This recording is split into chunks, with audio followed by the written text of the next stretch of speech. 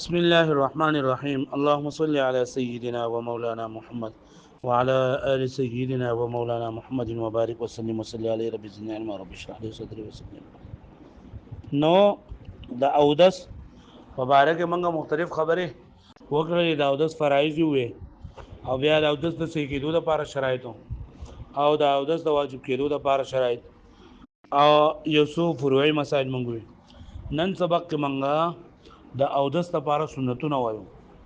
په اودس کې صرف فرض دي او سنت ته پکې واجب په اودس کې نشته ده ځکه واجبات دا په عبادت مقصوده کې وي یعنی هغه عبادت چې په خپل باندې مقصودی په خپل باندې په عبادت کې ثواب وي نو پای کې واجب راځي او په اودس کې خو اصل ثواب نشته ده په اودس کې خدا ثواب درې دغه د وجې نه ده د جدات د موز د پاره کې یا ته دغه د پاره کې د قران مجید د ویلو د پاره کې یا د بل سره پاره نو الو بګی تا دغه چې د ثواب ملوي از بری کې ثواب نشته ده پوه شئ نو په اوداسه کې واجبات نشته بلکې سری پکې سنت ته پکې سنت تاسو ویلو چې د پیغمبر صلی الله علیه وسلم طریقې ته ویل کې چې کم کار پیغمبر علیه الصلاه والسلام کړی بغیر د عذر نه کله کله پرې خو دی او کوي انسان هغه پریری یو بیرت به پریری نو دې په دې باندې ګناګاری کوي نو کام شر بار تر پرې خو دو نو بیا دې ګناګار دی پیغمبر صلی الله علیه وسلم د شفاعت نه با دا باندې دغه وی پیغمبر صلی الله علیه وسلم شفاعت نه محروم وي بل چې کله په عمل کې سنت وي او سنت نه پاتې شي نو هغه عمل کیږي خو صرف دغه ثواب کمیږي صرف ثواب کمیږي نور هغه عمل چې نه پای کې هغه برابرۍ لکه کیږي هغه عمل ها تاسو په دې باندې پوه شئ نو کله چې سنت په عمل کې او هغه پاتې شي د انسان نه نو هغه عمل نه خرابېږي خو صرف څه پکې کمیږي ثواب پکې کمیږي نو دا اودس سنتونه کم دي نو دا فرمایي چې سنن الوضوء دا اودس سنتونه تسن الامور الاتيه في الوضوء دا راتلونکي کارونه په اودس کې سنت کړل شوی دي دا راتلونکي کارونه په اودس کې سنت کړل شوی دي فينبغي العمل بها نو لازم دی عمل کول پاګې باندې مناسب دی عمل کول په دې باندې ولی ليكون الوضوء على وجه اكمل دا بار دې چې دا اودس په کامل طریقه باندې شي دا بار دې چې دا اودس په کامل طریقه باندې شي ليكون الوضوء على وجه اكمل دا بار دې چې دا اودس په ست طریقه وشي په کامل طریقه وشي پایګه نمبر 1 اينوي الوضوء قبل الشروع فيه د اودس د شروع کولو نه مخکې د اودس نیت کول د اودس شروع کولو نه مخکې د اودس نیت کول نیت ویل کېږي د زړه قصد او اراده ته چې دا په ځل کې دا خبره راولې چې زه سایر سنت دغه کومه اودس کومه په ځل کې دا خبر راولې چې چل کومه اودس کومه نور په خپل باندې ویل ضروري دی چې نیت مې کړه د زړه د اخلاص او اوس په ځکه چې نه یو لوټه او به راخلم او بیا به په دې باندې اودس وکوم نو په غیر د نیت نو اودس کیږي او کنيت یو ثواب ورته ملو شي په غیر د نیت نه بسنګ او دسی لکه ته سین په غاړه باندې ولاړی یو کس راغی تعالی یو ټیله درکړه او دې سین د گزار کړل نو او دس ته شو کوونه شو ور او دس کې سلور سنونه انزللی دا مخ د خپل حدود پورې انزل لاسونه څنګه پورې او خپې او مسا نو چې تکله سین د گزار شوی نو دا سلو کارونه وشي کنه نو سلو کارونه وشو نو ستا او دس وشو خو ثواب د تپینه ملويږي سبي نه ملويږي ولې لکه چې نیت نه کړه څنګه نه کړه نیت نه کړه لکه پوښوي او دا صحیح دی یا لکه اوس باران شو کنه باران او باران د وجه نه ټول لون شوي او تا پکې نیت وکړو چې اسیم باران وریږي زماره نیت ته په دې باندې او داس کومه او هغه اندامونه د لامد شول نو بس ته په دې واسطه او داس وشو او کنه نیت ونه کو اصلي اندامونه لامد دي نو بیا ته مو ځان لمونځ کوه دې خبره باندې پوه شوي د اودس لپاره نیت ضروری نه دی د اودس لپاره نیت ضروری نه دی بلکې د اودس لپاره د اودس کې دغه څلور سيزونه ضروری دي دغه کم چې فرض دي درې اندامونه انځل یو مسا کول پوه شوي لکه په دې باندې پوه شوي او که نیت یې وکړو ثواب ورته ملو شي که نیت یې ونه کړو ثواب پې نه ملي نور مونځ پې کېږي نمبر 2 ان یقول بسم الله الرحمن الرحیم دا شروع په وخت کې بسم الله الرحمن الرحیم یعنی کله چې تاسو د شروع کې نو د الله تعالی په نوم سره شروع کول دا هم سنت دي نمبر 3 ان يغسل اليدين الى الرسغين دوانه لاسونه د مړوندونو سره انزل مړوند دي ته په کم ځای کې چې د الله سره ماتي دواړه لاسونه د مړوندونو پورې ده د لاول به منغه لاسونه انځو اي يغسل اليدين لاسونه انزل الى الرسغين د مړوند پورې سلورم نمبر ايستاکا مسواک وهل ايستاکا معنی سره مسواک وهل فان لم يجد السواک پس کله ونه موندو دا او مسواک فبالاصبع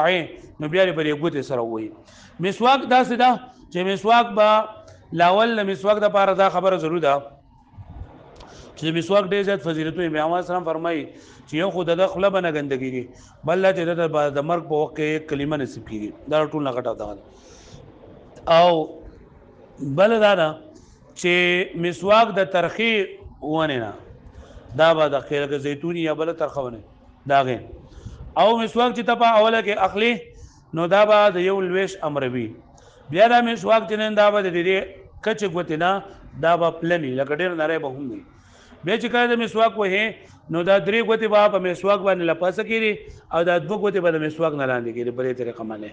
اول به دا مسواک لون کې خلی ته به اوبه واچي بیا به دا مسواک به شروع کې خی طرف ته بره چې کوم غاخونه دي او وینځي بیا به ګس طرف ته بره بیا لاندې خی طرف او بیا ګس طرف بیا مخې ته غاخونه درې پیری یو پیری دا چلوګو بیا به دویم پیر باندې بیا دغه به وینځي مسواک په دویم پیر یا په دریم پیر باندې چې کله مسواک نه نو دا شهادت دا غوته نه دا خپل ته بواچه درې پیری به دا به خپل کې وه چې ستا په خپل کې کوم ګندګي دا بدایي پوه شو به معنی دا چې د غاخونو مخه طرف ته هم صفایي ده شا طرف ته هم صفایي ده شا طرف ته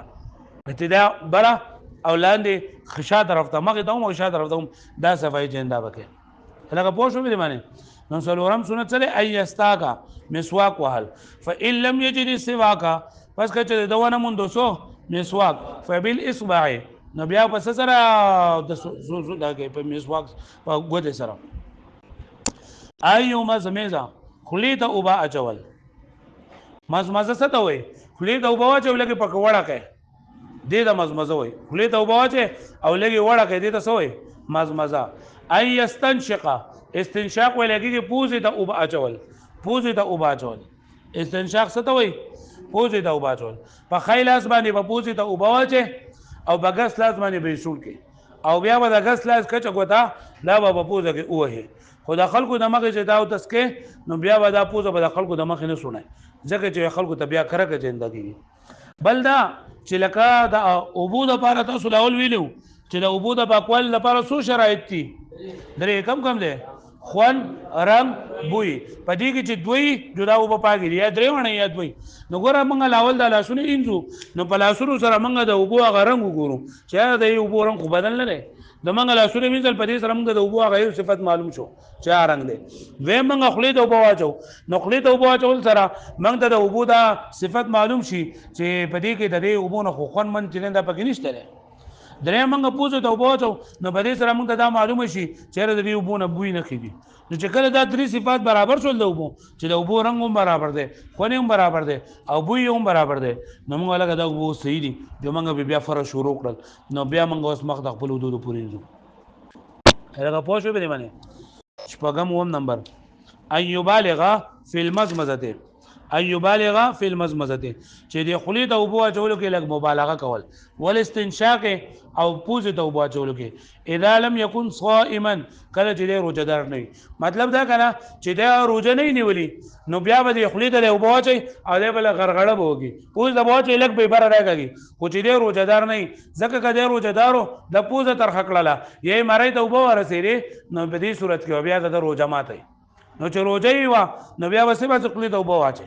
او کا روزه نه نو بیا به خلی ته واچي لږ به وړکه او لږ به شا طرف ته جنده به را بدل نو ان يبالغ في المزمزه والاستنشاق او مبالغه کول په خلی ته واچول کې او په پوزې ته واچول کې اذا لم يكن صائما کله چې روزدار نه وي نمبر بل اي يغسل كل عضو 3 مرات چې هر اندام درې پیری وینځل سنت دي هر اندام درې پیری وینځل سړي سنت دي هر اندام درې پیری وینځل سنت دي یعنی لاسونه او مخ